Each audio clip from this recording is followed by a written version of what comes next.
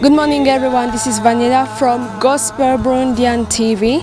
So today we have the pleasure to welcome the man of God, Apostle Joshua KURUNGI. Good morning, man of God. How was the trial? It was good. It was good. It was a good Okay. trip, yes. Is it the first time for you to be in Burundi?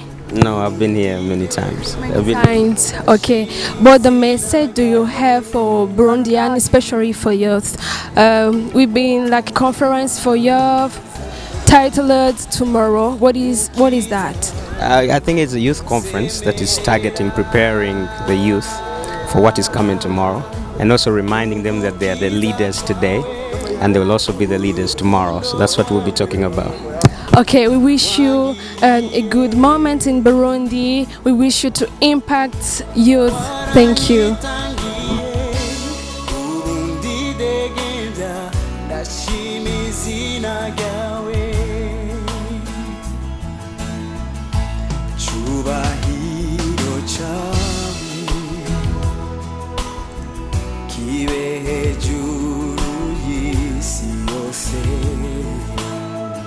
Shimwe